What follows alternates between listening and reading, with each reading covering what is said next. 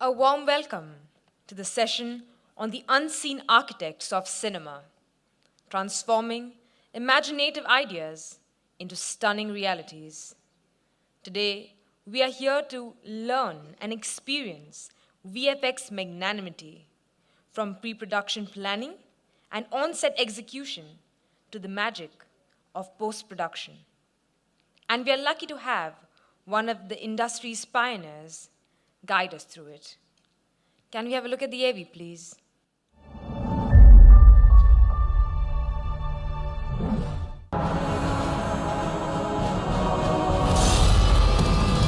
Issue that we find trying to source new talent here is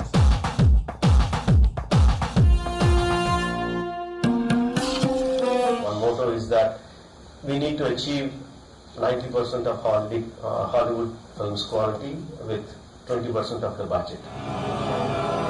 तुमने सोचा मैं उसे मार दूंगा?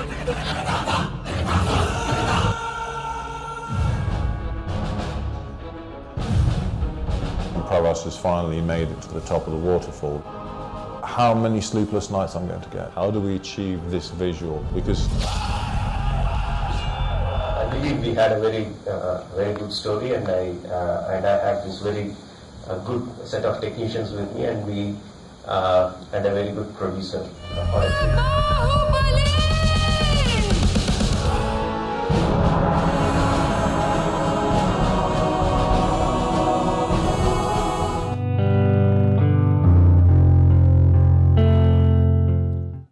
As you all have seen in the video, the speaker who joins us today is a VFX maestro with over 25 years of experience, best known for his groundbreaking work on Indian and international blockbusters like Baahubali, RRR, IGA, and many more. He's also a published author and educator, sharing his expertise through workshops and trade publications worldwide, making him a true ambassador of the VFX craft. Ladies and gentlemen, please join me in welcoming Peter Draper onto the stage.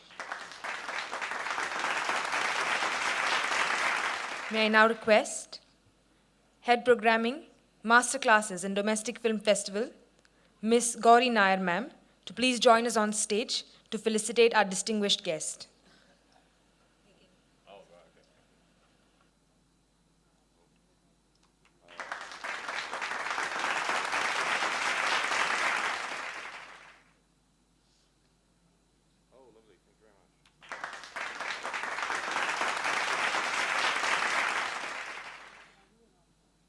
Hello. Right, so apologies in advance. I tend to pace up and down the stage a little bit because just so I can see all your lovely faces, and also it helps me think, because a lot of this I'm kind of recollecting over, well, about 16, 17, actually no, almost 18 years of being here.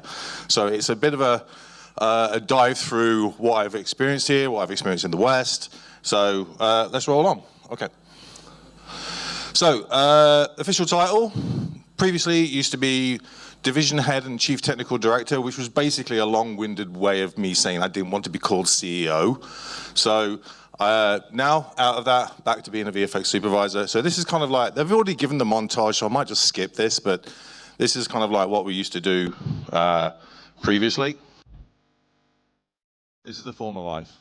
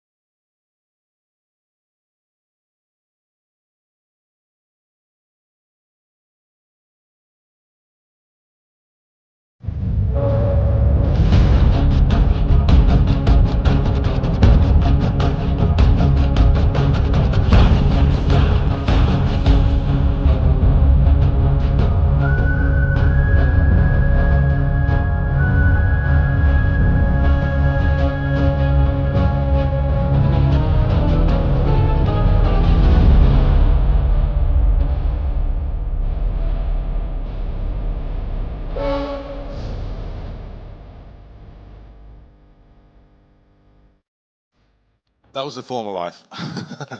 Thanks.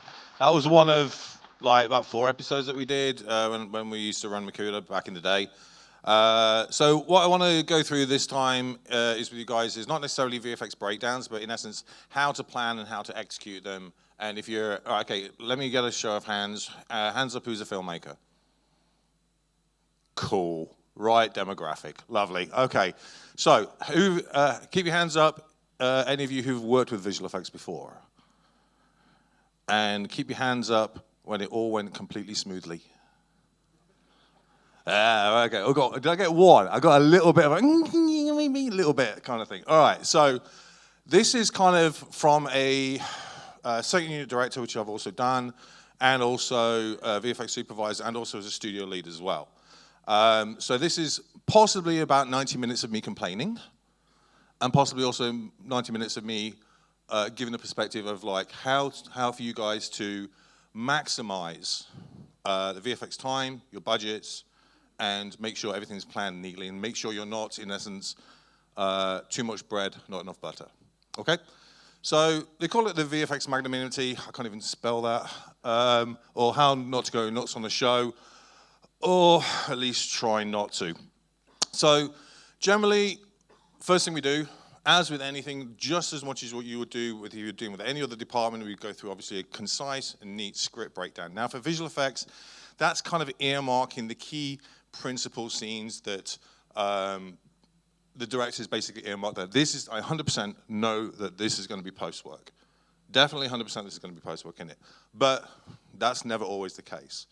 So once we've actually gone down through it with HODs, with the director, and also with the producer at time, we can then kind of get a rough idea on the load and also the general kind of aesthetic if that direction has come at that particular point. Sometimes it's a case of, I don't know, give me options.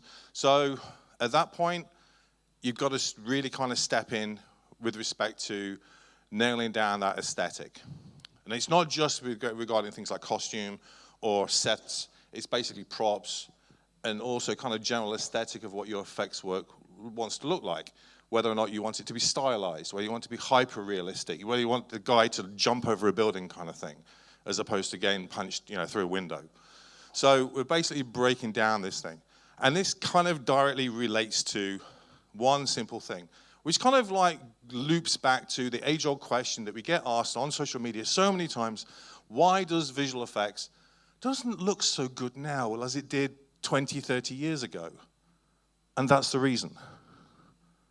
I'll just make it a little bit more clearer for those at the back. And just to reiterate, all right, this is locking stuff down at an early stage so you're knowing where you're going to put your money in, where you're going to put your time in, where you're going to put your resources in, okay?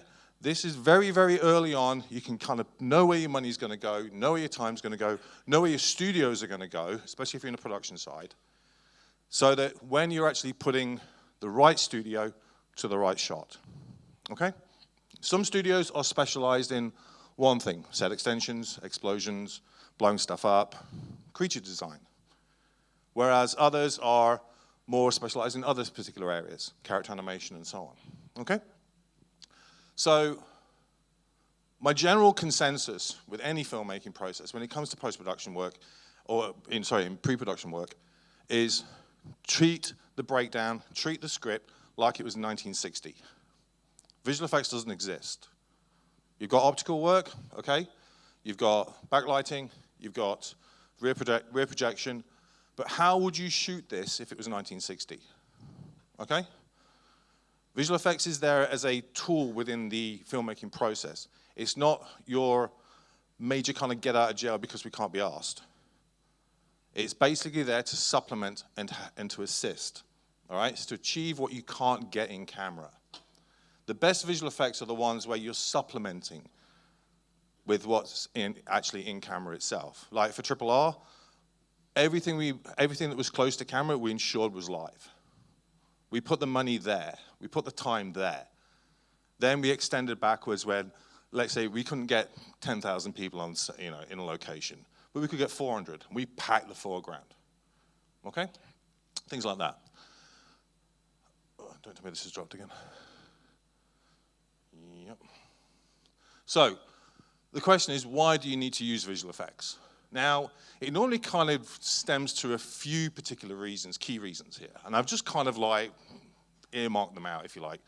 So one is basically, it's not practical. It's not practical to build a Maestro city that's like absolutely, 5 kilometers wide for a live shoot. It's not practical.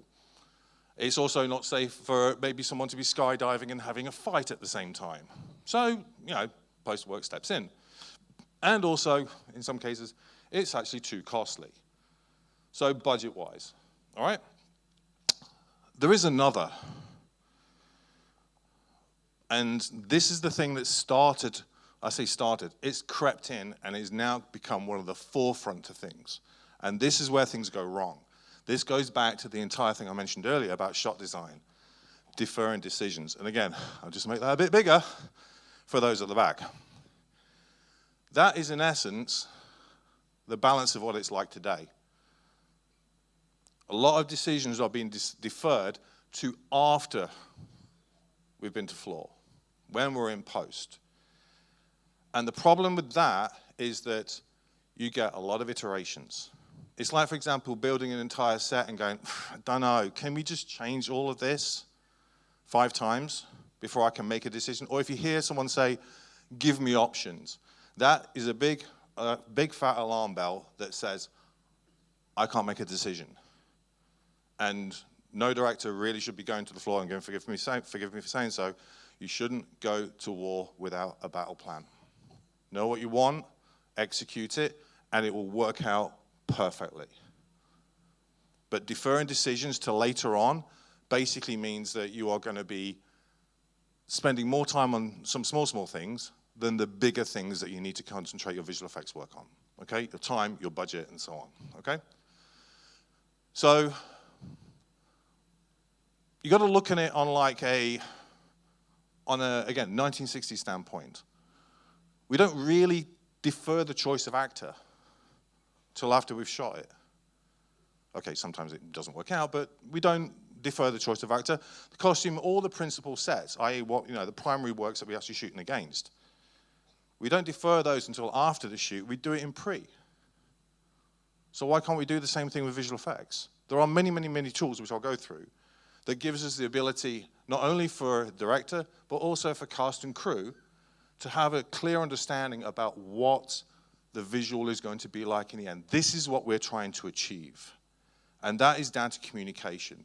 If communication isn't there, not just between director and visual effects, but director of visual effects and the entire department.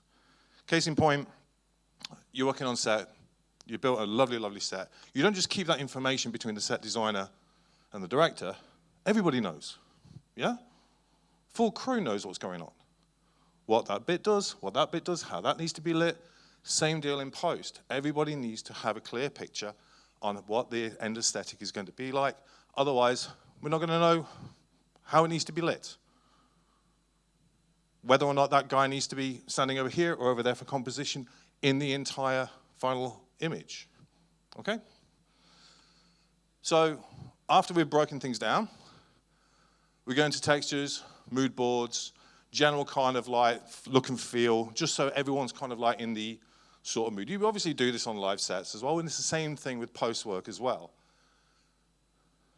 So we try and reference every single scene or key element if none is requested. We'll dig it out and we'll float them. This is, again, information dump. Lay it out all on the wall and get the client round to make sure that we're all on the same wavelength. Okay? This can take a while, as it requires someone to basically make a decision and stick with it. Changing it later on, okay, at this stage, we're okay. But once you've actually gone to floor, or if you go in post, changing it later on, a bit more tricky.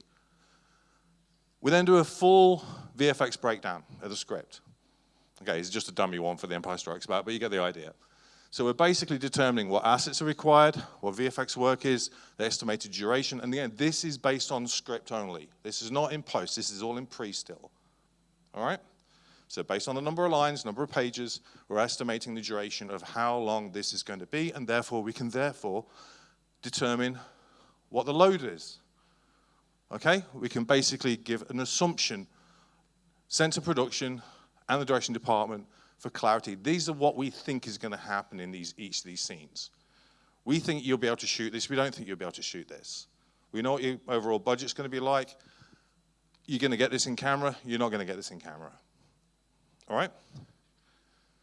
So once we've gone through all that, we start listing everything into a project tracking system. Now, these are essential.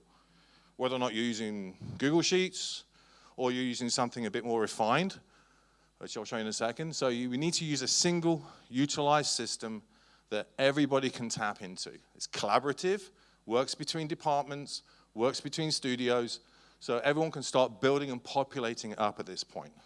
Just for, again, for assumptions and also based on the scenes that we have from the script.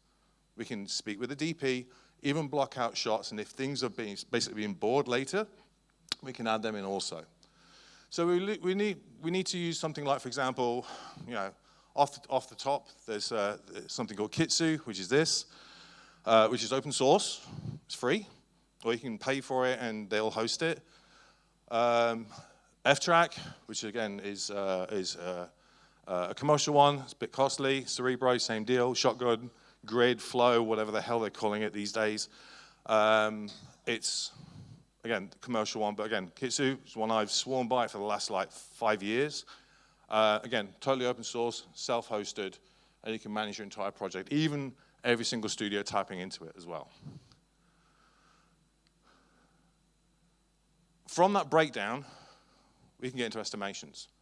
We can basically work out the budgets per minute, or now this is when things start getting a little bit more costly, or it starts getting a little bit more kind of refined. Now, depending on your production schedule, depending on your overall budget, we tend to get asked a question that is a bit ambiguous. And that question is, how much per minute? How much per minute of visual effects? Well, it's like me asking you, how much for a meal?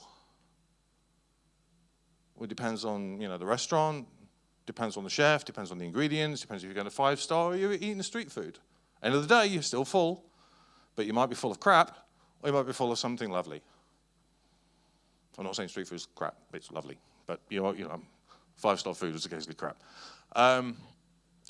So budgeting per minute for a studio, risky. For productions, okay, because they can fix on a number. They can fix on an actual number, but I can give you a minute's worth of CG, it'll take me 10 seconds to do. It'll be a rotating box, but that'll be it.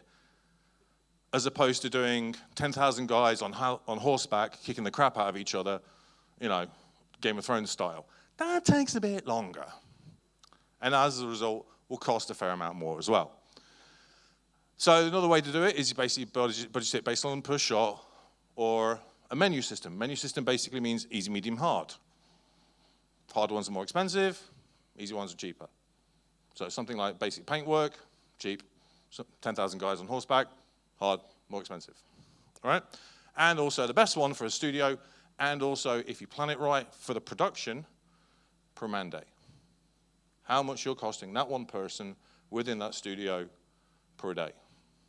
I can count on one hand how many films I've worked on that do that. We both came out on profit. Everybody was happy. The relationship was beautiful. We were getting paid. Studio knew what they were getting, knew what they were budgeting for. Everything was planned neatly. And it was one of the best experiences I've ever had. So from this time, from that breakdown, we can start working at asset builds. Asset builds are basically, in essence, your known things. You've got designs from art department. So we can basically start, doing scans of people. We can basically start figuring out exactly how long those are going to cost, and also set extensions and that sort of thing. It can be a little risky because there's a little bit of a wiggle room, maybe around about 20%, but it still gives a kind of a ballpark region as to how much one can basically estimate. I'm going to play a trailer Ben now. Richards, 35, married, one child. in medical crisis. We need money for a doctor now. Ben, watch yourself. Employment status, blacklisted. But there's still a way out for you. It's the biggest show in the country. Bloodlust is our birthright! Set it free! Welcome to the Running Man! People on these games never come back. I'm not trying to get myself killed, so kiss my ass twice. Right there is why you can win this game. The rules are simple. Survive 30 days. The entire nation hunting you down. And get your family out of Slumside for good. I'm gonna come back here and burn this building down. I promise. That's the spirit. This is America, goddammit! And we don't put up with no bullshit! Yes! Hunt him down!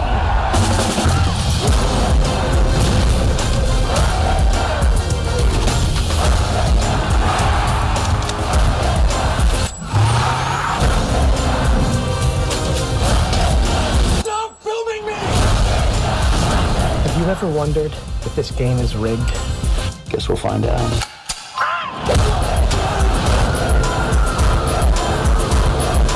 You might be moving up too fast.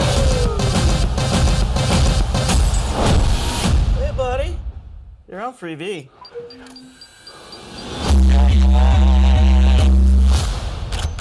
You better run! I got a grenade! Back at you.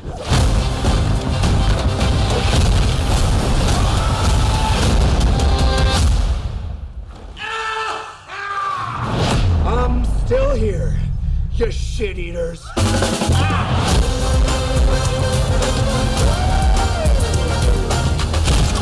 Hey, big boys! I'll skip that bit. Right, so why did I show that?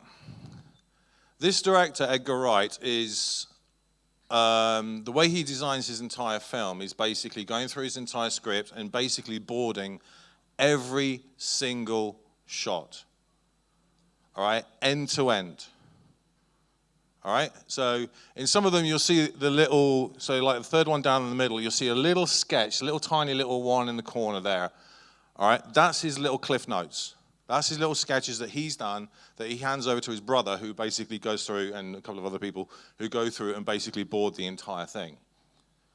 All right, so what he does is he basically end to end will not only board every single shot, he'll then cut every single frame, stick it in a timeline, stick a scratch track over it for audio, for dialogue. He'll stick music over for dialogue, for soundtrack. And then he's got his full film before he's even gone to floor. That film, which is out at the moment, from shooting to release was less than a year. Okay, full thing was out within less than a year because of this level of planning. All right, I think they shot for about 6 weeks, 2 months, and that was it. Okay, very, very tight budget, very well executed, and very well orchestrated as well. So you'll see some of the frames, like for example, the left, right with the gag with the screens and so on.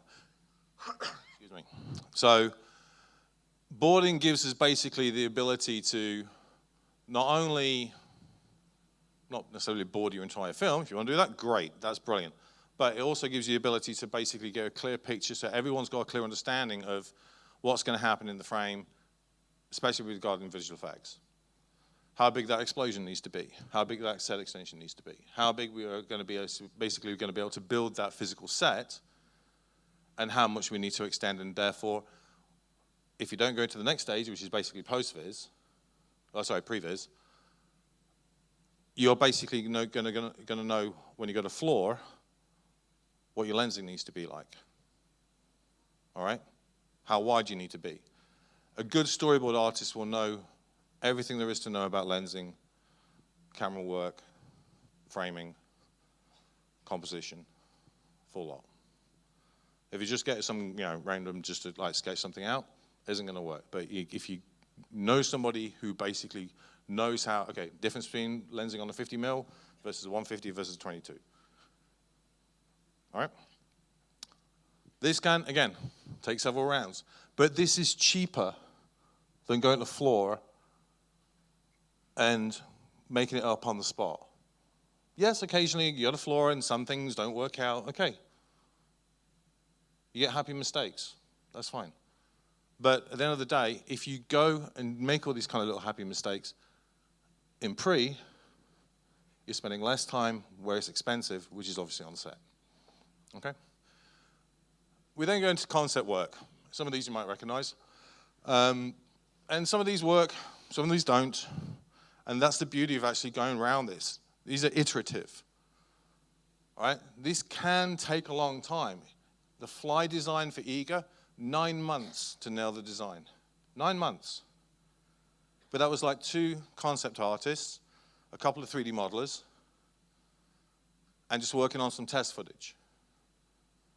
Once that was signed off, we could then apply it for the rest of the feature. Same deal with all the Baahubali shows. Everything was basically locked down in advance as much as possible. There were occasions where, even on the spot, we're doing concepts. Because the director's vision, the director's mind is in that scene at that point. Asking him 2 months later, his mind's going to be somewhere else. He's going to be in another scene. He's going to be in another requirement. Okay?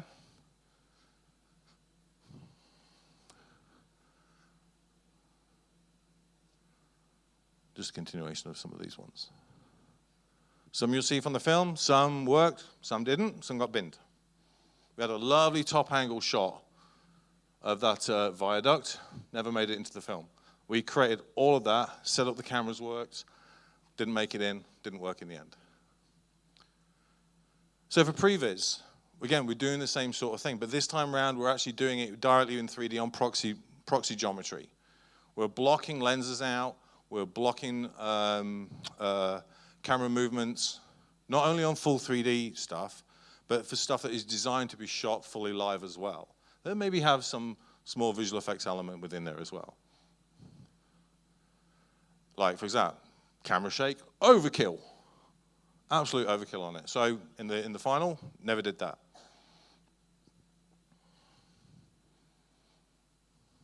Anyone seen the latest Epic one that they released? Yeah? Thoughts? Yeah? Good? Bad? Good? Oh, you're saying bad? Oh. They chopped some stuff where I was like, you shouldn't have chopped that. And then added some stuff where like, yeah, cool. The fun thing was that middle sequence, we actually worked that entire scene back then. And then right at the last minute, it got cut. And we had to stick the elephant into the ceremony scene and take everybody else and rebuild the entire foreground with all the celebration going on, with the statue going up and stuff. So yeah, that was like a dagger going in the heart. Again, I'll come to that thing in a bit, actually. It kind of like lends forward. From the previs also, we can also do something called reverse engineering. So we would need to work out, for example, we had a scene in the first Baahubali film, no, first Baahubali film, second Baahubali film? Second one where they've got the coronation, all the elephants lift up. You know, runners getting coronated. So based on our model that we had, we needed to animate the elephant lifting. So what we needed to have at the end of the day was you had a live guy sitting, in essence, on a harness. So we needed to build out the exact timing and animation for this guy to lift up, goes to here, then goes to there, and then kind of comes down a touch. So we were working out that exact dimensions, positions, and timing of it. So every one of those guys that you saw within the film, there was around 12. All of these 12 contraptions, all hand operated, by the way. We didn't have like motion control or anything like that. We didn't have the budget for that. But all was done using actual bunch of riggers at the back, pulling all this lot. So we've also got, when we're blocking things out, we can not only just do for individuals or for people on rigs, for example, but also for camera work. So planning out, say, for example, this scene for the Cantala intro. That plays through. So again, figuring out where we need to shoot it. We went through this for about 3 weeks, blocking the camera work, blocking the speed of the procession, the angle, etc., so that the composition at the start, the middle, and at the end would work exactly how the director intended it. So again, blocking it in proxies, and then when we actually came to shoot, we actually shot the thing in 10 minutes, in between doing another scene. We just went across to a blue stage, a blue screen set up that we just quickly erected, got the talent in place. Literally, it was 10 minutes. We knew where the key points on the floor were, the timing of it, and managed to shoot the thing within 10 minutes. So how do we match the timing? Now, this is the same kind of trick that they did in, has anyone seen Enderon, Robo? Yeah? So you got the dual Rajinikanth, okay? Again, through planning, we know exactly, okay, that guy's standing here, but it's not just a static camera, it's not just a lock-off. We've got camera moves going in here. Things are moving. Actors are interacting with each other. And they didn't have, okay, one would think, okay, let's do this thing with motion control. There was no motion control on that show at all. There was nothing. So how on earth was that camera matched every single time? They had a guy literally writing on the floor, on the dolly, 1, 2, 3, 4, 5, 6, 7. So every time he passed it, someone would basically just shout 1, 2, 3, 4, 5, 6, 7, and they record that. Then they play that audio back over the loudspeakers. So when they did it again, they'd match the timing. 2 or 3 goes, got it right. That's it. That's how they managed to do that entire film with doubles. Again, not me, that was Srinivas Mohan, the VFX soup. Same guy who did the supervision on BB1. Excuse me.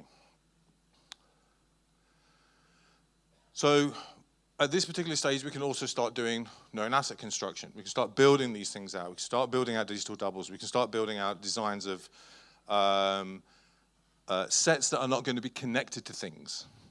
If it's going to be a set extension, we need to know where exactly every single corner is, which I'll come to in a minute. But things like, for example, digital doubles. If we do need to do a DD of Rana, for example, we can take reference photographs. Nowadays, you can take, obviously, scans of the individual, but back then it was the standard 3-4 image ones, and then map the face as close as possible and rebuild the entire facial structure based on that information. So anything that is not dictated by a third-party influence, i.e. on constructed set, can start to be built. As long as everything's been agreed, we can start building it. All right? It can be risky, but it does save time later on if those decisions are already primarily locked. It can be risky if we go to the floor and go, actually, that thing did not work, that entire design didn't work, we need to change all this. Then you got to scrap that and redo. I've had that occasionally, but it's rare. If you get these things locked down in advance, it basically can save a lot of time, and we're talking months here. We're not taking days, months. The amount of time it actually takes to build a 3D model is not something that's done like that. Even all the advances in AI these days, which is, forgive me for saying so, because I used to work for an AI company, horseshit.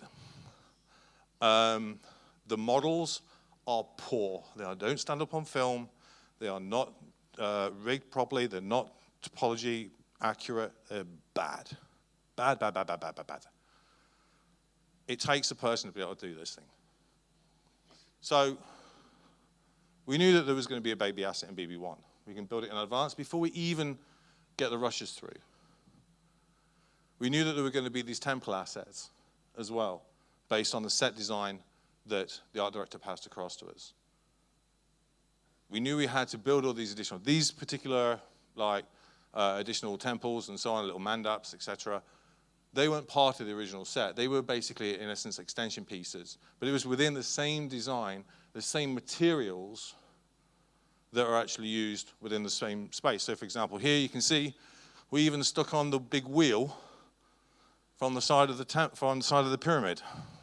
So if you've seen the Baahubali pyramid in the middle, it's got like a big wheel. It's basically a chariot. The pyramid is like a chariot.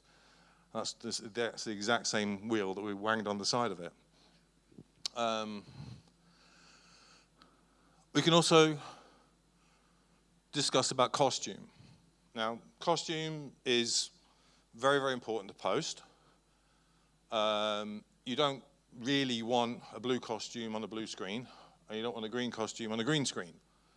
So there are very, very tight discussions with visual effects, the supervisor, and the costume supervisor as well.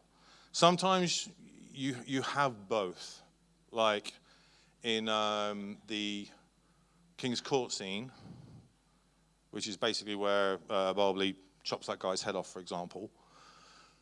He's wearing green and blue.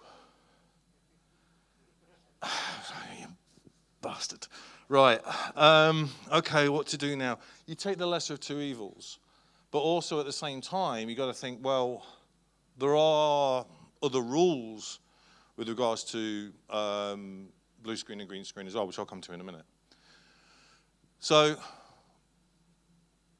costume color choice will dictate your choice of green or chroma screen to a degree, all right?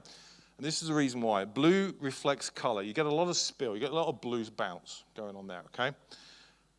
But green screen tends to not spill so much color. It spills light. It will bounce light. So you get a lot of halos going on, all right? So basically, it will look like you're backlit the entire time. Green screen is more suited for lighter skin tones due to the bounced luminance. So someone with my skin tone, for example, you'll still get a bit of a halo, but not as much as someone who's basically from this neck of the woods or from Africa, for example. They will basically, if you roto them or if you key them out, you'll get a rim, a luminance bounce that's very, very visible, and then you have to compensate for that.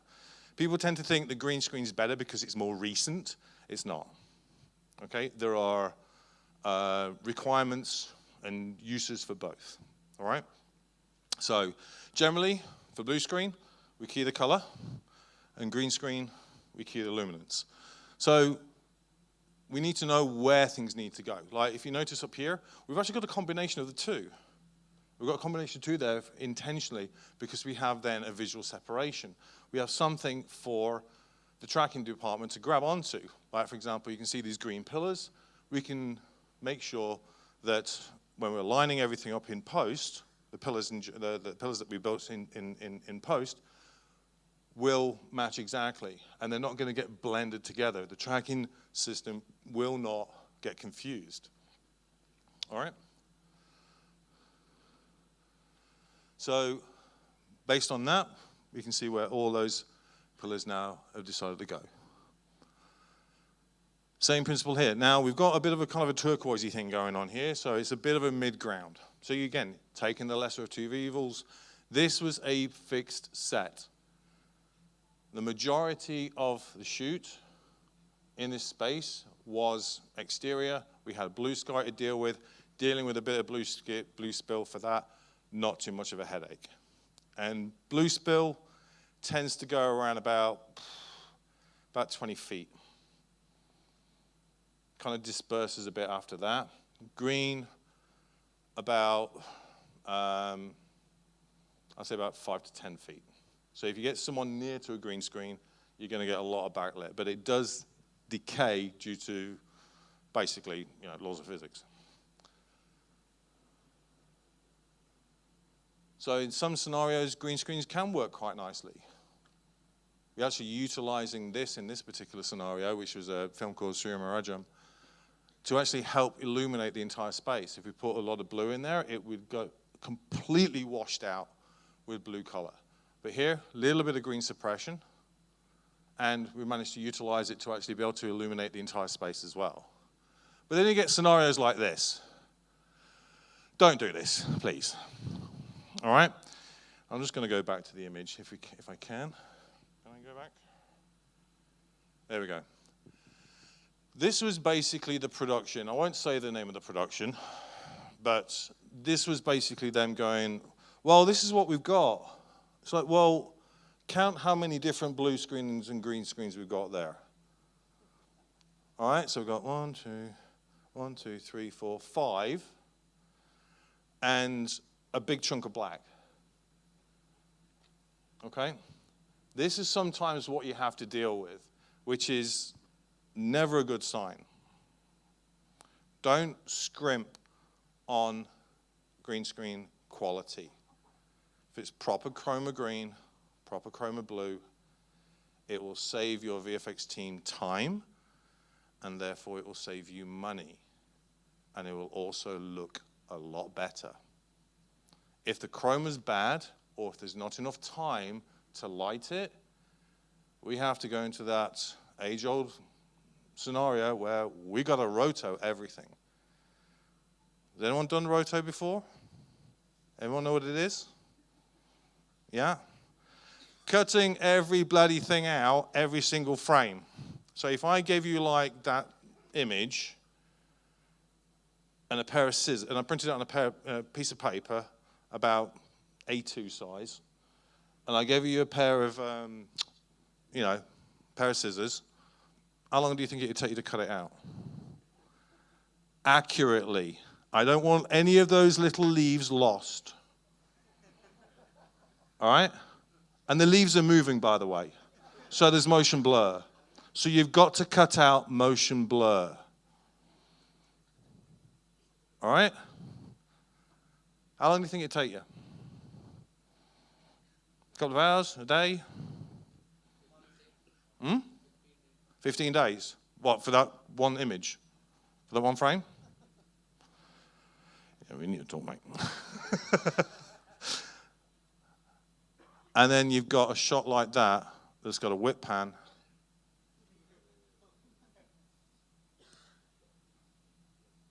And the leaves are moving around. And it's 6 seconds long. Do the maths. If you got a decent key, it takes less time, looks better. You don't get these kind of nasty hard edges and stuff. And also the fact that, quality is a small amount of money. A green screen is a small amount of money compared to going from a long period in post, all right? So you as directors or DPs, don't accept this. If your production gives you this, don't accept it. It will cause you problems later.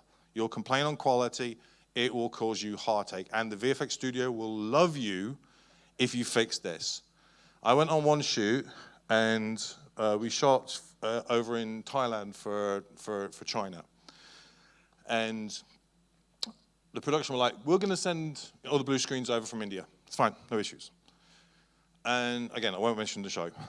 I got there, unpacked it, and the color of the blue screen, I'm not sure if you can see this, was that color. That was the color of the blue screen. And every 2 feet, there was a printer's stamp in purple. So I got pre-made tracking markers, but silver lining. And I went, oh, forgive my French, fuck. So what do I do now? One guy who is from over here, but he worked with the production company we were working with over in Thailand, went, come here. Check this. Come. Opened up the back of the camera truck, perfect chroma green screen, perfect chroma blue. I literally bowed at his feet. He just saved my bacon. And the shoot then went smoothly. But to reduce the cost of getting a screen, a good one, locally, they spent all that time and money shipping, forgive me for saying so, horse shit over. And at the end of the day, it will show up on screen. So when you're managing it, also you need to make sure it's hung properly. This is not a good example. All right? Why is it not a good example?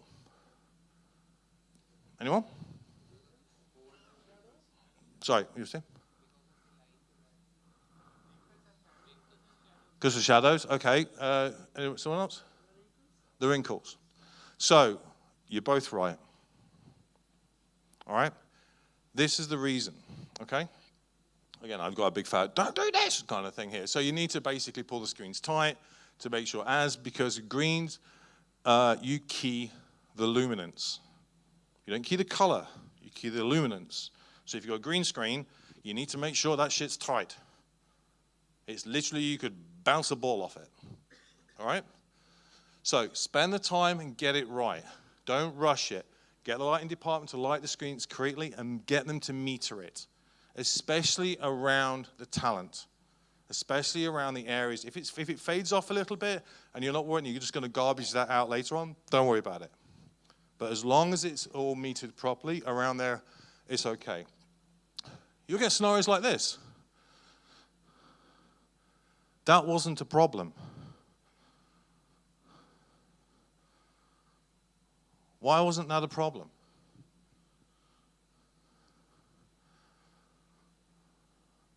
We've got scenarios like this. Again, not a massive problem because we're just dealing with the areas around the characters.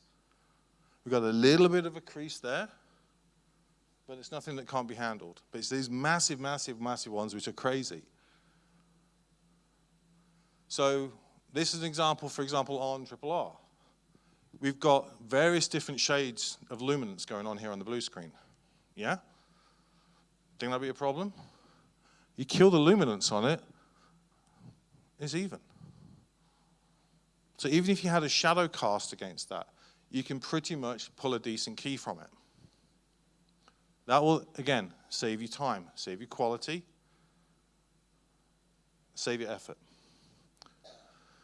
So, once we've figured out all that lot, the next thing we do is when we go to floor, the first thing we basically try and do as much as possible is get as much data as possible, all right? That can be in the ones of shooting textures, shooting reference images, and also, in this kind of day and age, using something called a LiDAR scanner. Now, a LiDAR scanner, has anyone used one of these before? Yeah? They are literally, in the last decade, literally saved our bacon. It basically means that you don't necessarily need to stick tracking markers all over the shop anymore. You can basically use contrast points in the set itself. Some people will still wang tracking markers on all over the place, like big, fat, white ones, which are a nightmare to remove in comp. So don't do that. Use something subtle, off blue. That's all perfectly fine.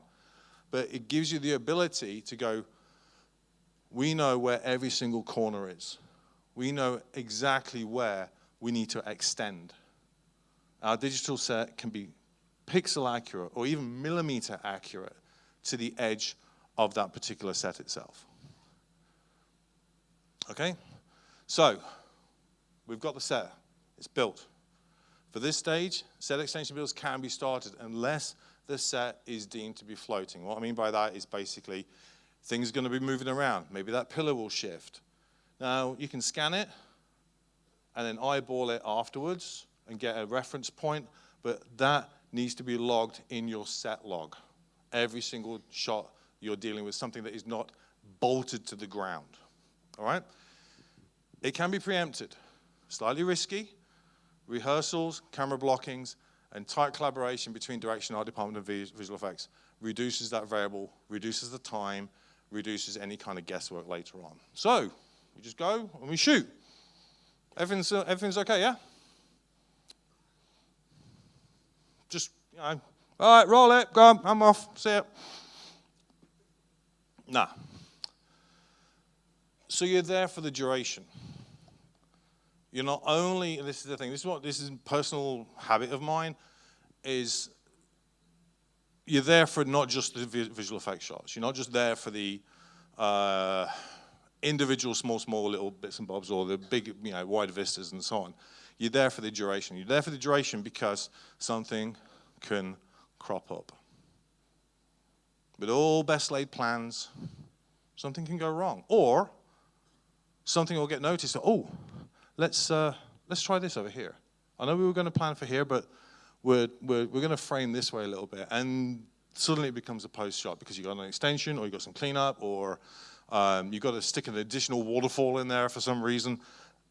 All these sorts of things tend to occur. All right? So you're dealing with a lot of information, and you're dealing with a lot of equipment. But a lot of the equipment that you're dealing with is, apart from your LiDAR, it's pretty analog.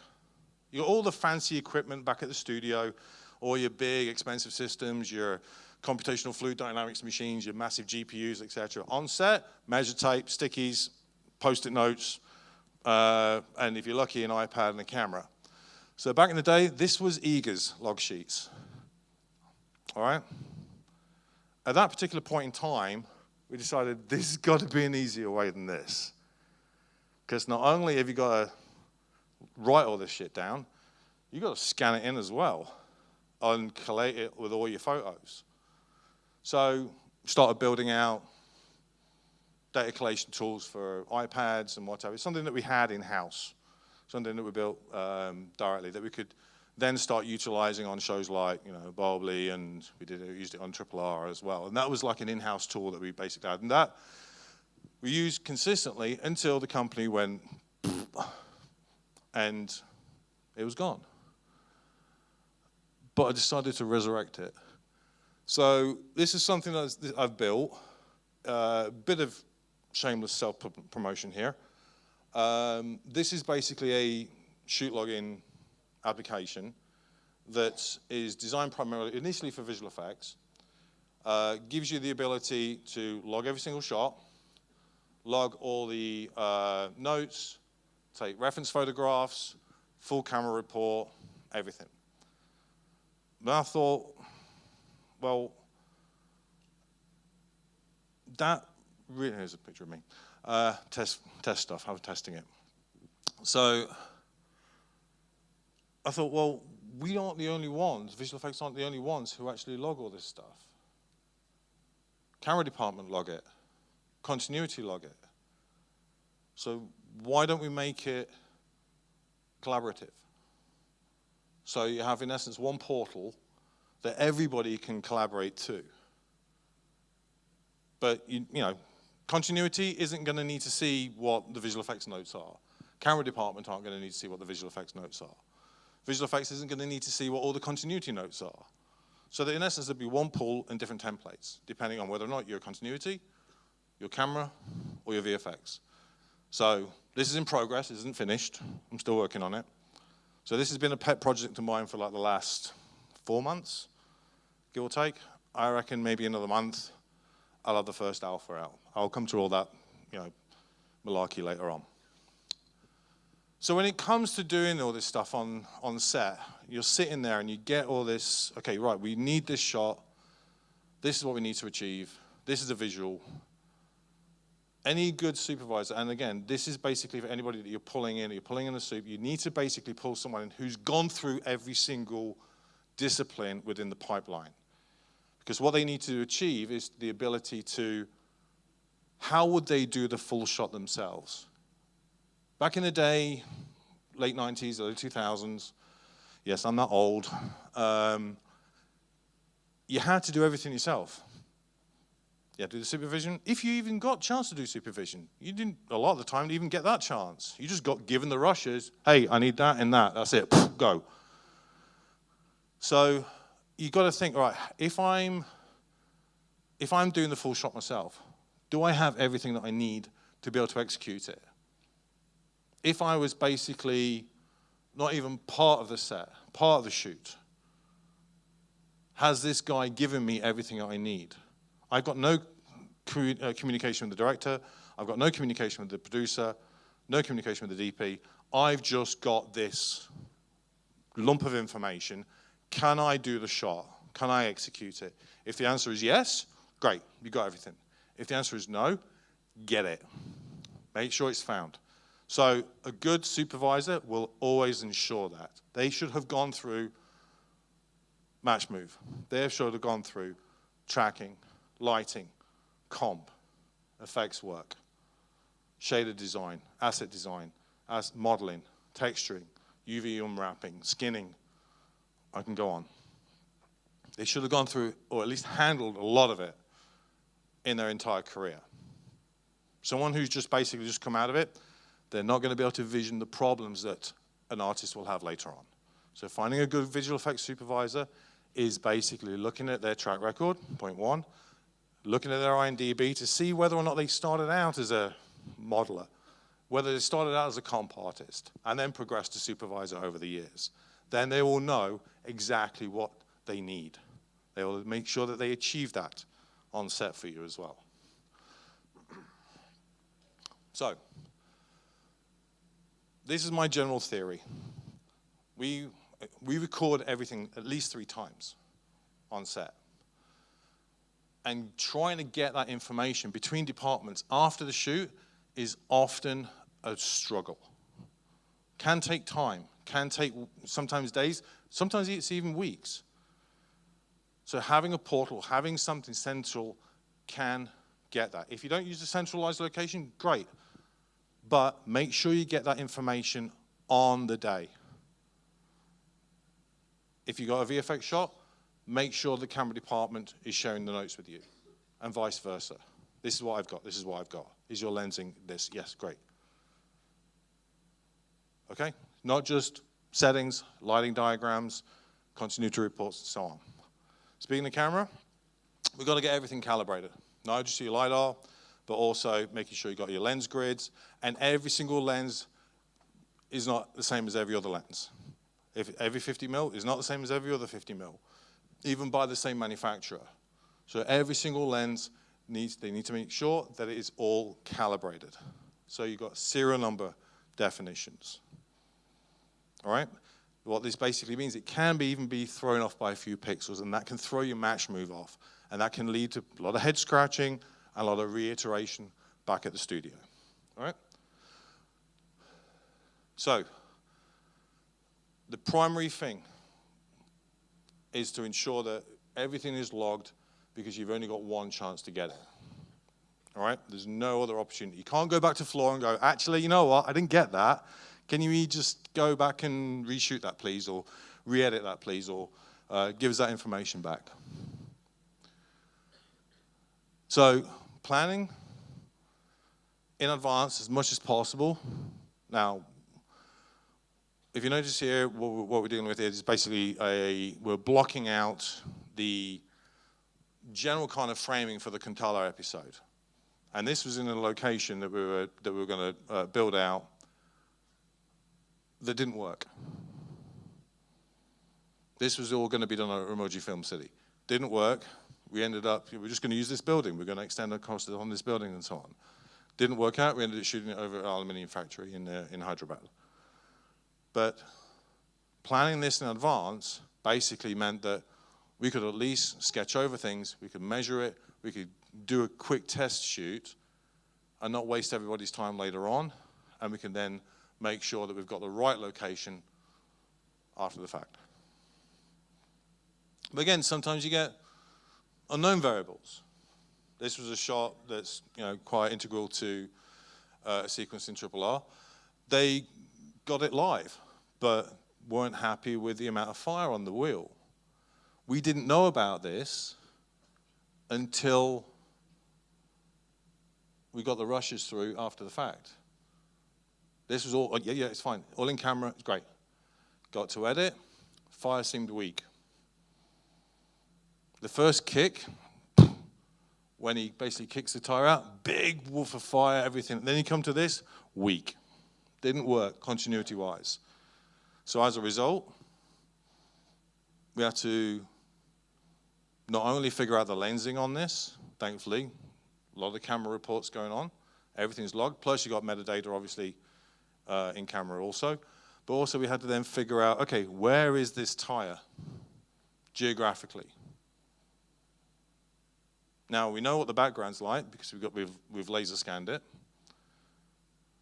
So from that, we can ascertain where the camera is. We know how big the tire is because we've still got the prop. We can measure that. So everything's then built to scale, and then we can run the sim and then choreograph the fire accordingly.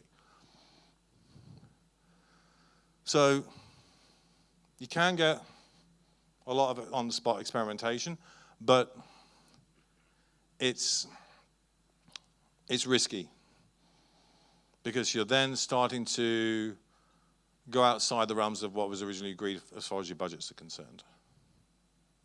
Okay? you've also got to think about, okay, now this is, I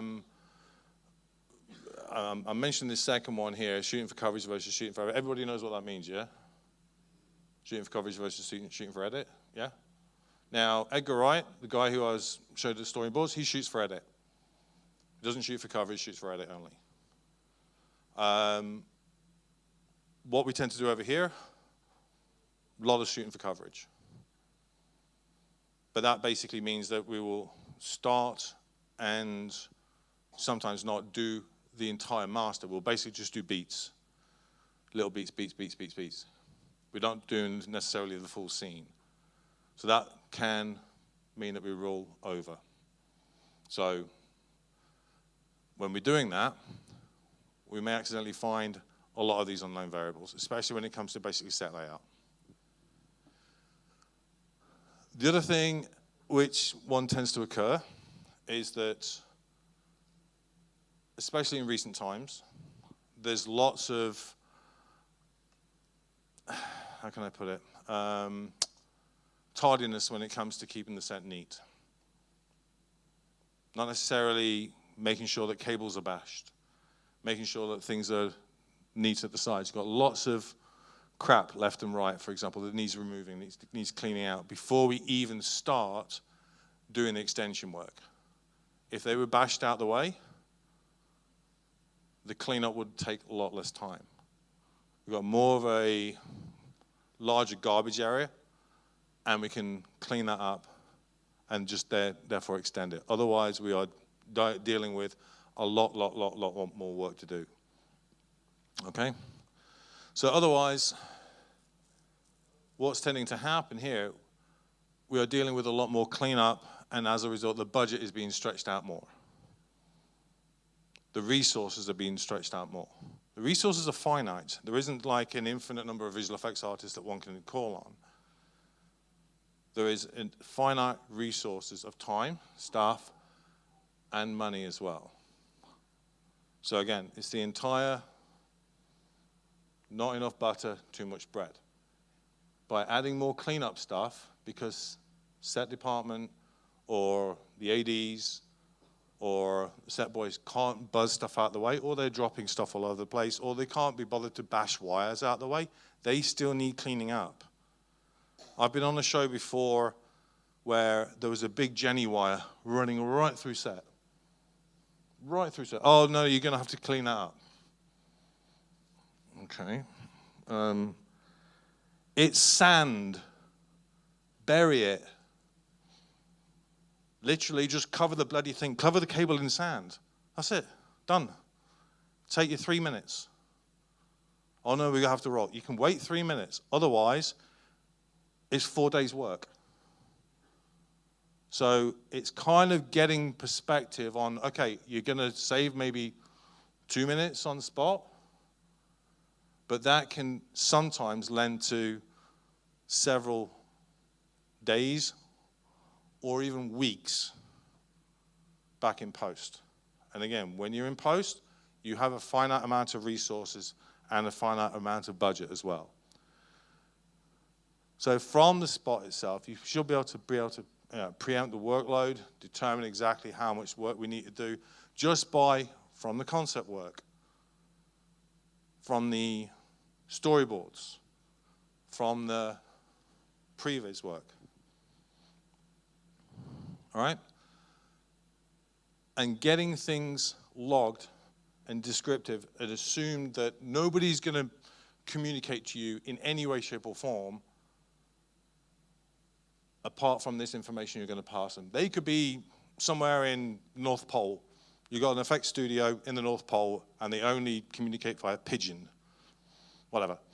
You send them a USB drive, and they send it back. All right? So assume that that's the scenario.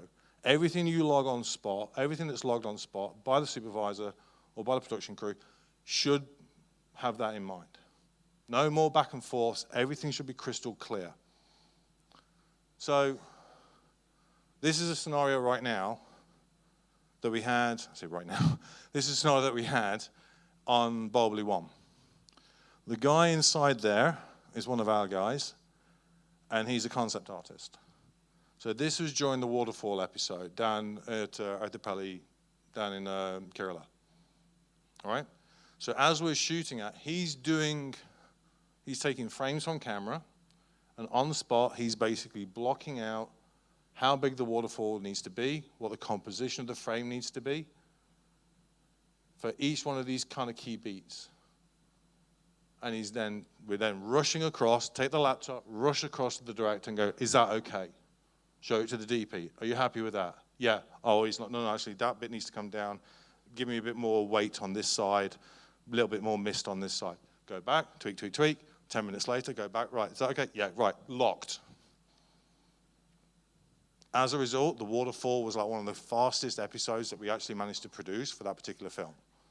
Lots of shots. We did, I think it was the entire episode was like, it was only like 10 minutes, 15 minutes topside. We worked 9 months on that.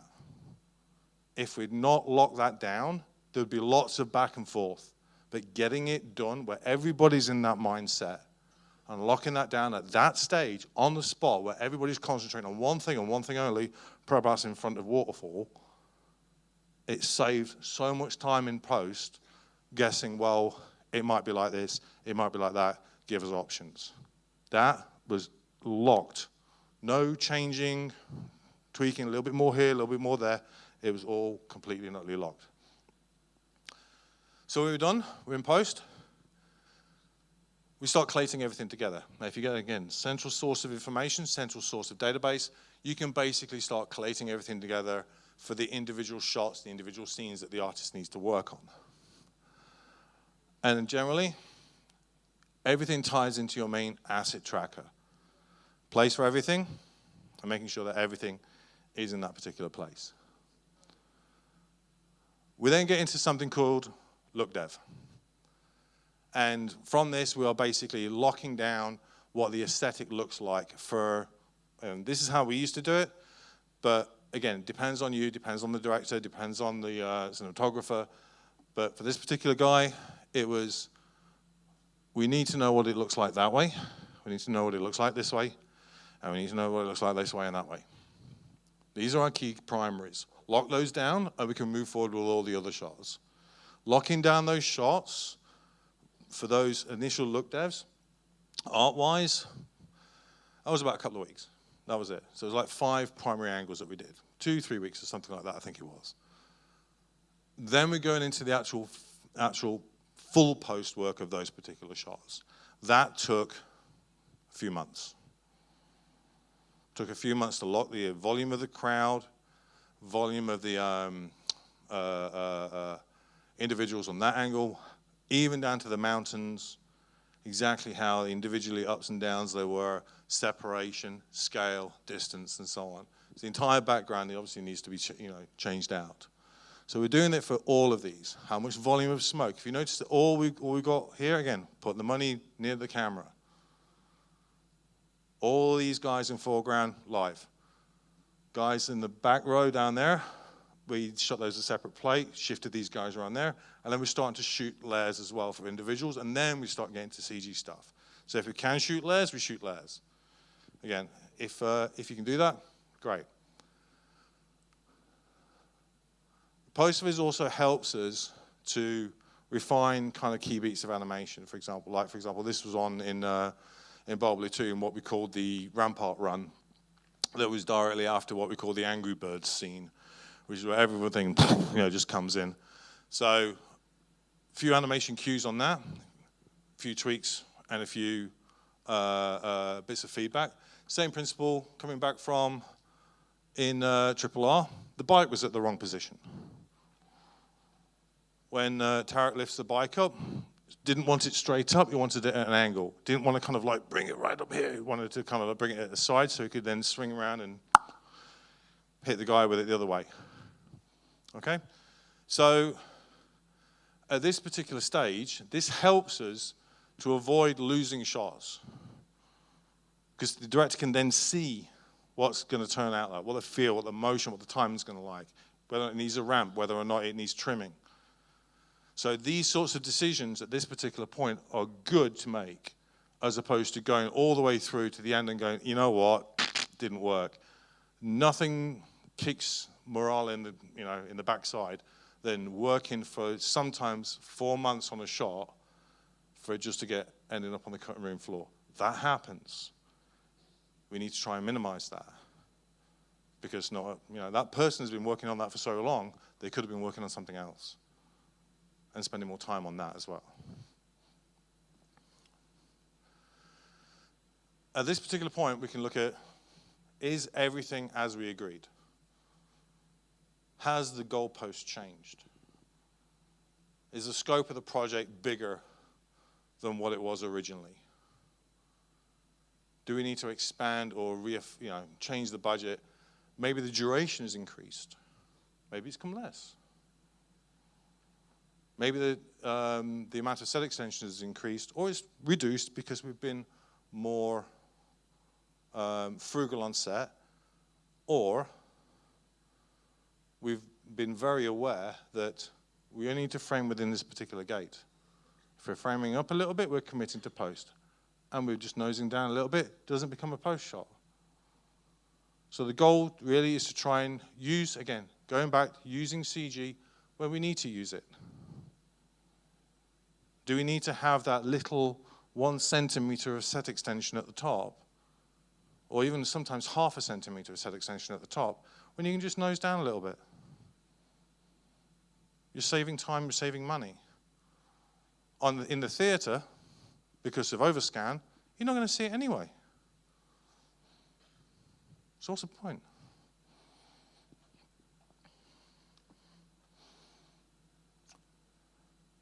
As we go through post, as we go through every single shot delivery, review, revision, again, I'm just showing a Google Sheet example here, but again, we would use our trusted tracking system. Every single shot at every single stage gets reviewed, revised accordingly, fed back to the individual, the artist, and when it's done, fed to the director, and the producer can also tap in and see at any time the progress.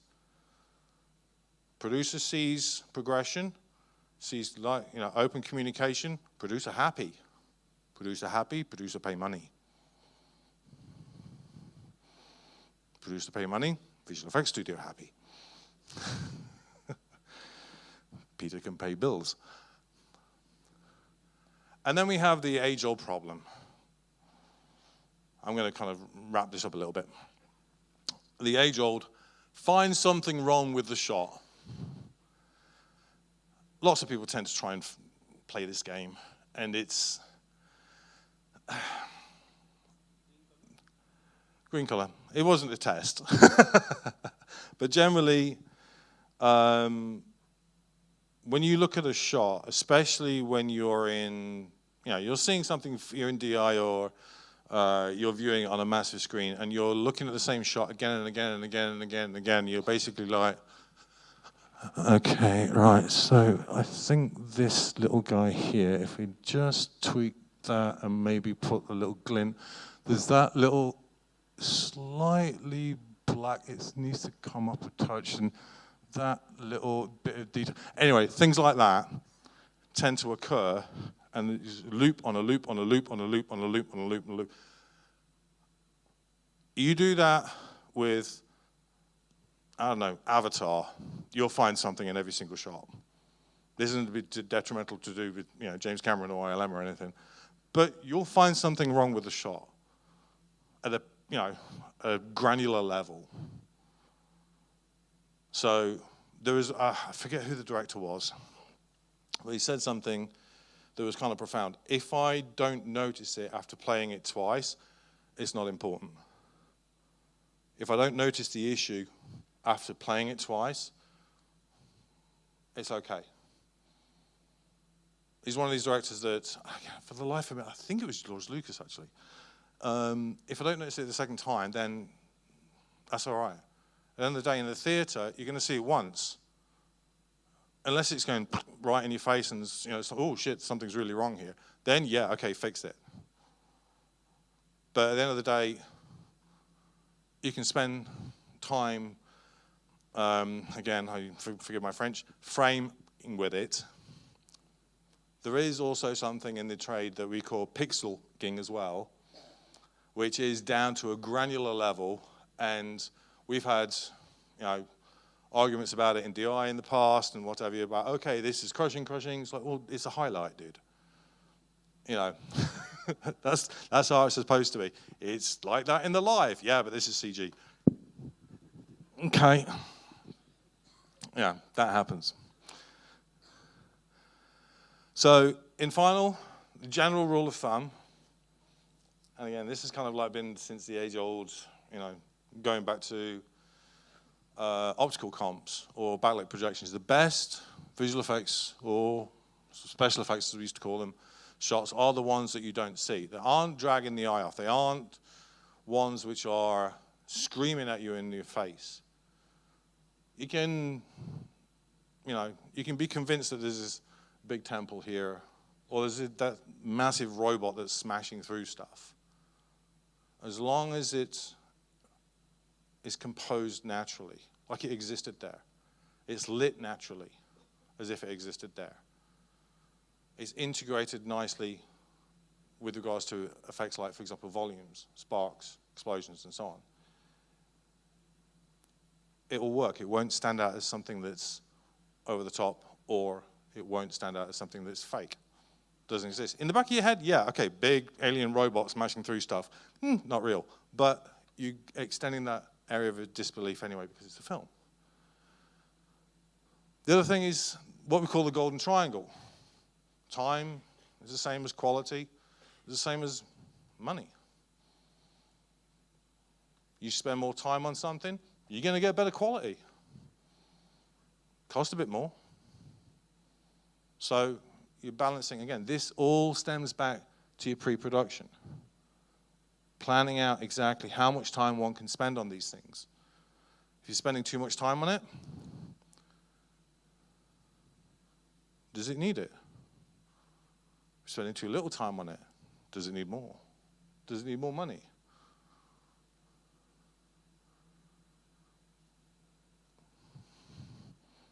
This is a phrase that I tend to use to quite a few people. Yeah, you can't roast a chicken in 10 minutes. You can try,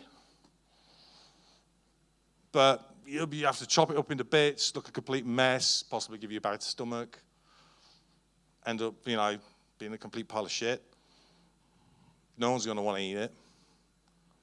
But you want that nice roast chicken, you've got to spend the time cooking that thing. You've got to get a nice oven, or one that'll fit it at least. Prep it, baste it, look after it. I just want done, and then glue it back together. Ain't gonna work. So, to wrap things up, because I think we're almost on time. That's gonna be a first for me. Key point number one: shot design is king, without any shadow of a doubt. Try and make those critical, creative decisions as early on as you can. If you've got it in the back of your head, I don't know, figure it out. No. Make sure that the key decision makers make those decisions. Otherwise, again, you are going to battle without a battle plan. And this is not just, you wouldn't go to set and go, I don't know what I want.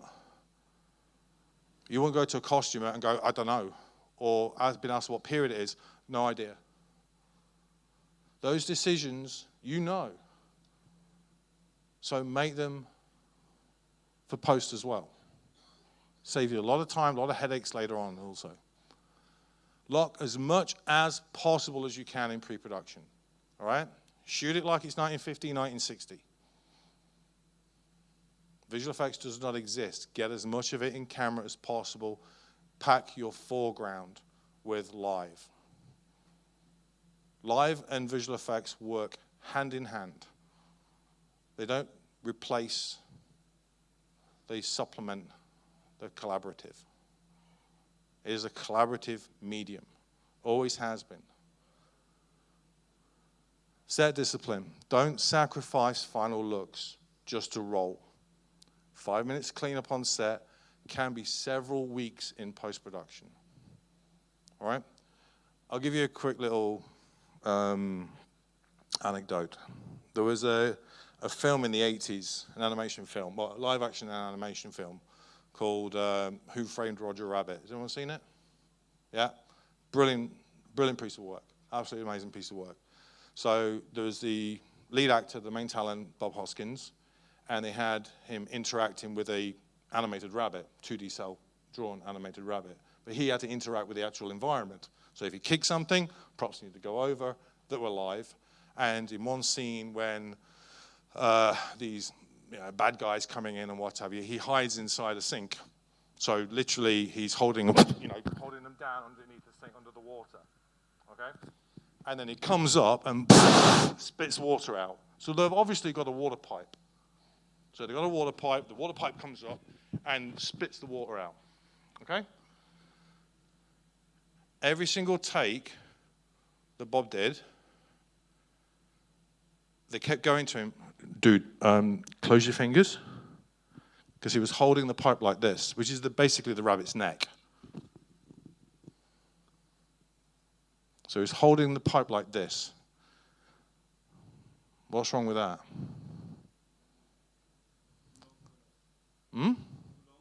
Nope. Anyone else?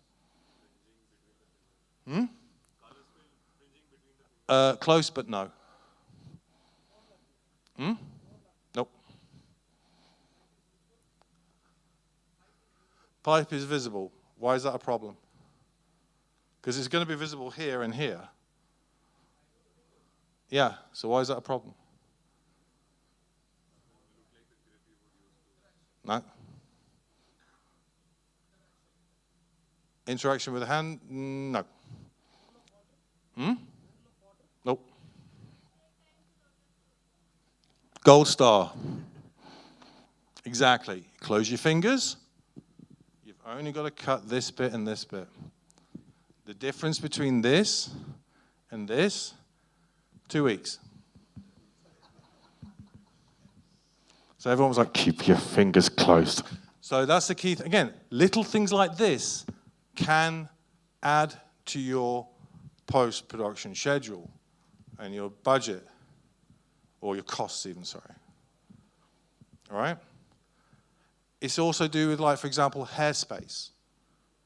If you're checking things in rehearsals to make sure that there is no overlap of that, fuzzy hair that's going off onto set that needs to be removed, you've got to make sure you could Hollywood a little 3x3 in just behind it, just to make sure that something is not going to be overlapping onto the actual live, the gantry or something like that if you're going low. Did that in Baahubali 1 all the time. Lots of low angle shots. You have to keep walking in this bloody card and everything. Yeah, but it works. But it works from planning. All right? So again, yeah. Big fat shot design. Locking it down as early as possible and trying to stick with that as much as you can. That's why Jurassic Park 1 looks as good as it does. Okay, granted there's a lot of night stuff, but that's how good it looks. It was a nice design of practical and CG when practical was not possible. If you still treat it this way, the visual effects that we see these days will be as good as whatever every single artist in the studio wants to give the best work. They always do. They never want to give subpar quality. But again, like I said before, you can't roast a chicken in 10 minutes. Thank you.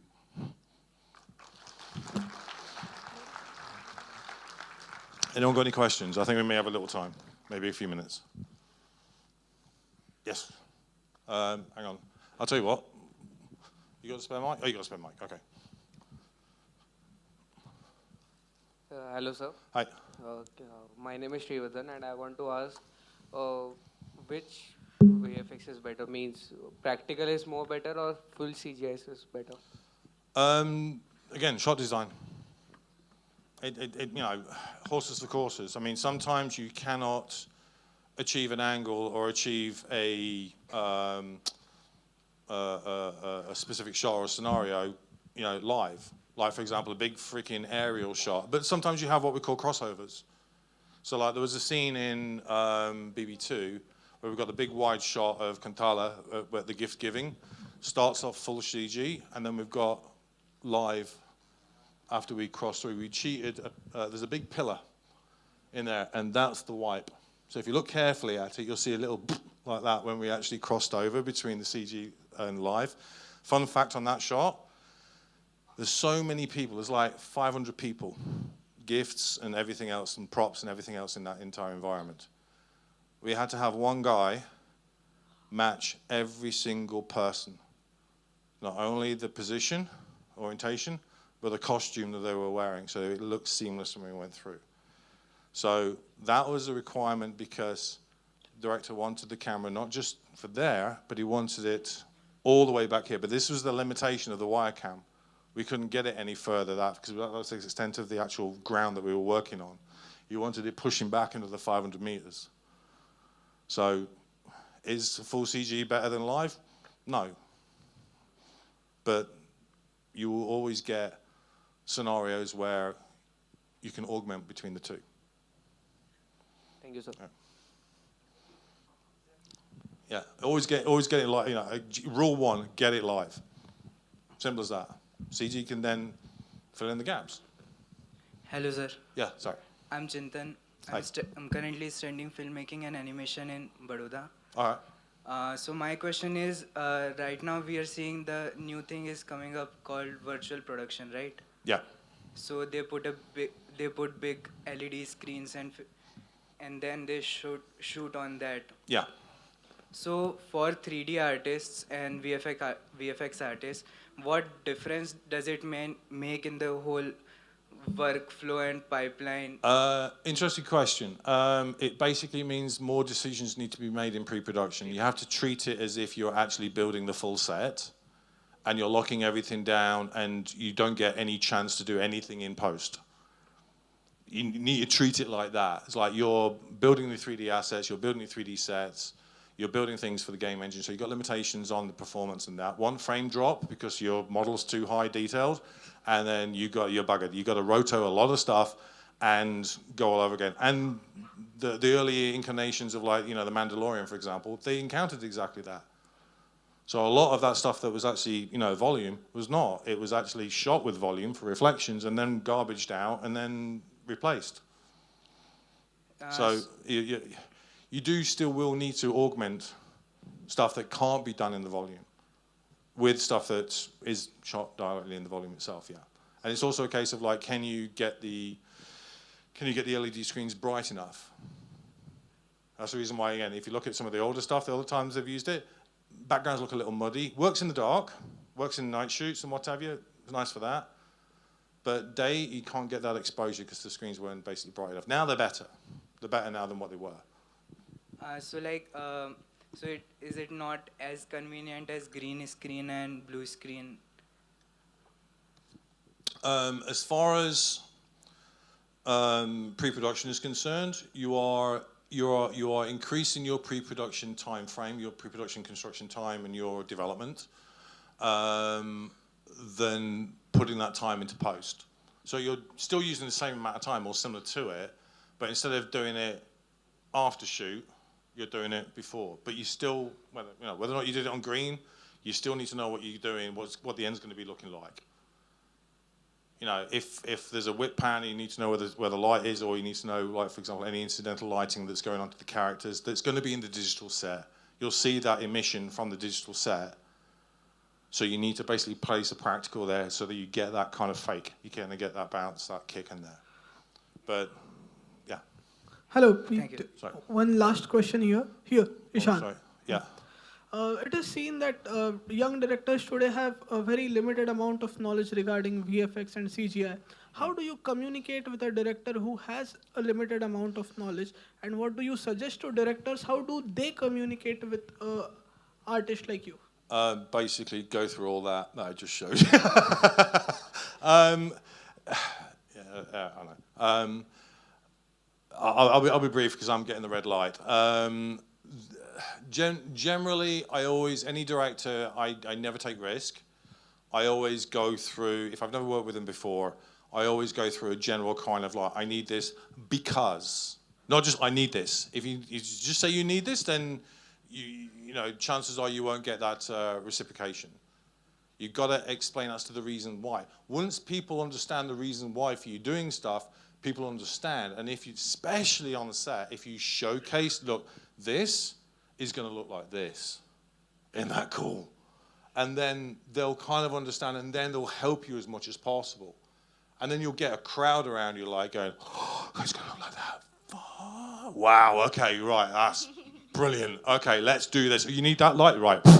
Let's just fly that, 20 by 20 in. Everything's basically will then help you. But it's down to communication, not just from them to you to them, just say, I need this because of such and such. But it's also showcasing what the thing's going to look like. Again, as much information, for example, that you've got on, in pre-prep to bring to set. You can even show the talent. They have a lot of ammunition. Where do you want me? What's going on in this background? That's going to be in this shot? Cool. And then you've got them. Everyone's on your side. If you're just walking around with a big chrome ball and a grey ball going, ball shot, please, then everyone's going to be like, what the hell is this guy doing? What's with the balls and the charts and shit? I think, this guy had one. Yeah, sorry, quickly. Thank you, Peter. Yeah. Technology like AI, VFX, and all these things always are there to make a cinema better, right? But I have a question to this, basically. Like, there are films like Vikrant Rona, which was shot in Canada, which had, I think, 60-70% of VFX, which was there. They made it in 2D and 3D both ways, but 3D did not give the actual effect that 3D should have given. Right. Though they made it in complete green mat setup. And also, coming to a recent film of Kantara also, the first part actually, coming to the strength of the cinema, it performed very well. But in the next part, though it made crores of money, but when it comes to the essence of the cinema, I feel by using VFX and all these AI technologies into that, the true strength or divinity of the cinema was lost. I see where you're going with this. They have the same thing on, what was it, Adipurush? That, same kind of thing.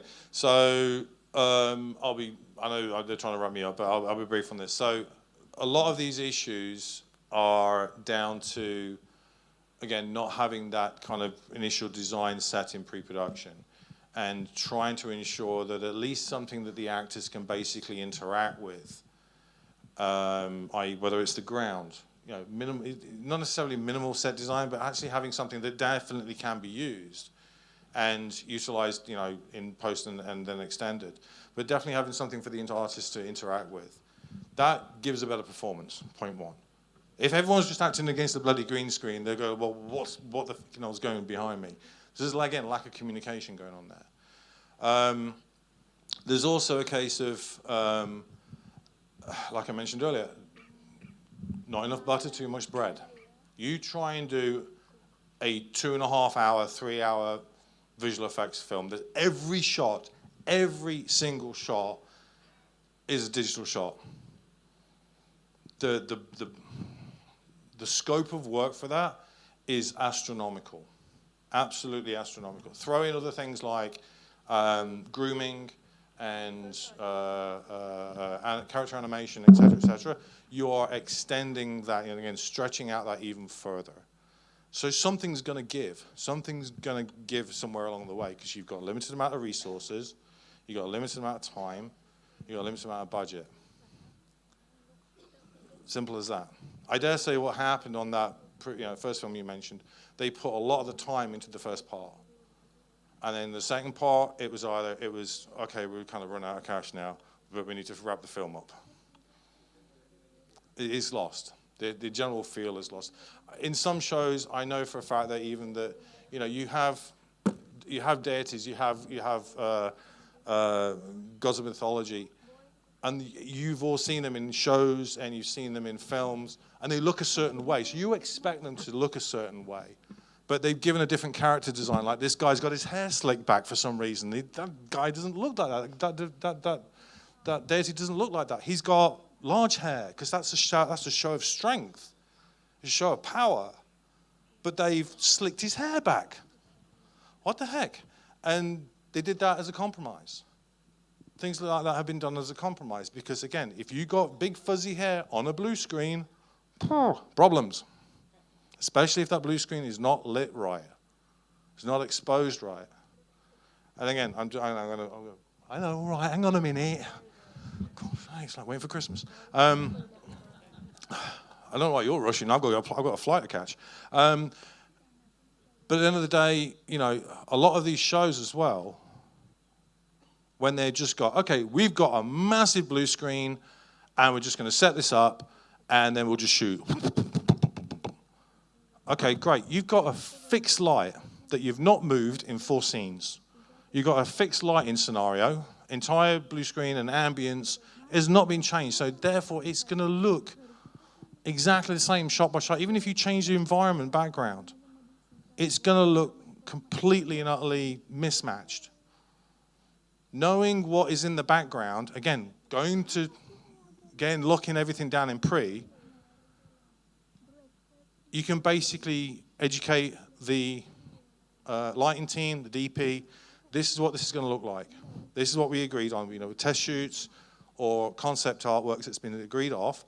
This is basically, okay, foreground. You got this kind of like rim effect, or you got this hair light. You got this separation going on. This is what it's going to look like based on the concepts. All right. So this is how I need this foreground area lighting. This is because of this. This is what it's going to look like. This is the reason why. Oh, right, okay, yeah. But if you're just going to go in, just set one key up or a couple of keys up, and then just general fills, and then blue light, blue screen lighting, and not change it, and you're trying to make the foreground gel with the background extension, and you haven't locked that background and what it's going to look like, so the two don't match, it's going to look like a cutout. It's going to look like some, you know, Star TV freaking thing that you see in the afternoon, you know what I mean? If anyone's worked on that, I apologize for the reference. Yes, sorry. Yeah.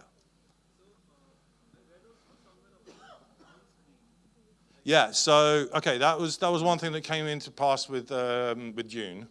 Yeah. Why do you think they used that? Right, okay. Well, again, chrome bounce, yeah, exactly.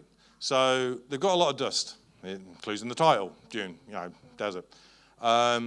So they sacrificed the ability to basically chroma key.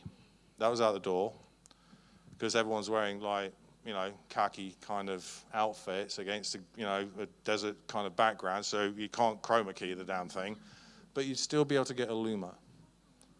You might need to garbage a bit. But also the good thing here is also you're not going to get any kind of rim effects. You're not going to get any blue or green spill. The background luma is going to be roughly about the same as the smoke that you're going to whack in.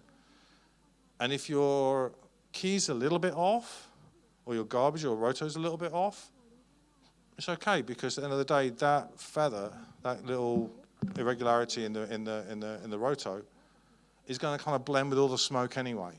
So it's going to be roughly about the same kind of luminance. So you get a little bit of a halo. Okay, doesn't matter. They're going to kind of separate a little bit, and we need to see them anyway. So, yeah. What really pisses me off is that you get situations like, you know, the Barbie and whatnot going, oh, we didn't use blue screen, and it's like you've got the literal worst key in your behind the scenes stuff, and you've whacked that in. Come on, no one's an idiot, mate. Yeah. All right. Thank you very much, guys. Oh, one last thing. So someone mentioned about AI. Yeah, it is going to be the bane of us. But here's the thing. There is. How can I put this? I know there's obviously everyone works in the creative. Everyone's kind of like worried about, okay, is AI going to take, number one, going to take our jobs? Number one, is going to take over post-production. Number one, is it going to take over filmmaking and acting? All right?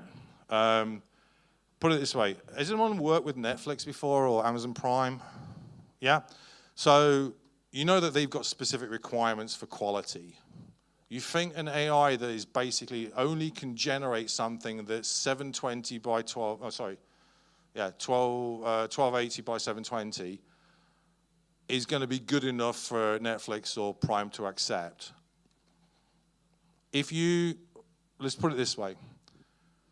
The hardware required to generate something that is 5 seconds in length, that's 1280 by 720 in size, which is like half HD, okay, is, let's say, about a 12 or 19 gig graphics card. All right? To go to HD, that is almost 3 times, because you've got that amount of canvas. And for the same duration, you need about the same 3 times the amount of memory. That's HD. You want to go to UHD, that's another 3 times on top of that. You're talking systems that are like 90 or 128 gigs of graphics card storage, graphics card memory, for 5 seconds. Okay? That's the reason why a lot of them right now are doing this, okay, let's do it at 720, and then upscaling. But upscaling doesn't work what we call temporally. It works on a frame by frame by frame basis. So you're going to get a glitch every single frame because it's doing a different upscale algorithm, different upscale seed every single time. As far as removal is concerned, removing, let's say, for example, I want to take out, that stupid idiot there. From that angle, from where he's shooting from, oh, shoot, what's happened there? Who mixed back? That was not your cue. So we take that out. Actually, no, it was good, removing it. That was very good, actually. If I want to paint him out, for example, then that's okay from that particular angle. Now I'm going to shoot from here. I need exactly the same pattern here, okay, that has been calculated from that angle, from this angle. Same seed, same calculation, same solve. It must look exactly the same. Otherwise, it's going to look like a glitch. There is no AI that will do that. So even if, like, for example, I want to, remove this chair from this particular angle, I've got to continue these lines. Got to continue this line, take this out. From that angle, it's got to calculate the exact same line, same pattern, same folds. Doesn't do it. From one angle, it will work. But as soon as you get from a second angle, ain't going to work. I worked for an AI company previously, until like about a week ago, actually. And that's not been solved. We didn't do film, we did digital insertions. We did basically product placement into existing content.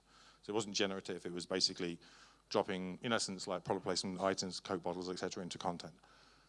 That's still not been solved.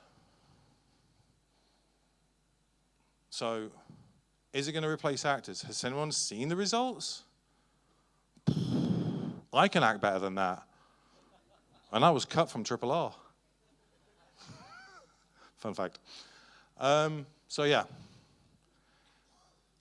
everybody's already said is, it's the worst it is right now. It's only going to get better. Yeah, it will. It will get better. But then your canvas sizes for your minimum requirements for Netflix are also going to go up to 8K. So you'll need like a half a terabyte graphics card for 5 seconds? I don't know about you, but my bank balance is not that big. All right. Thanks, guys. Don't sweat it. You're all creatives.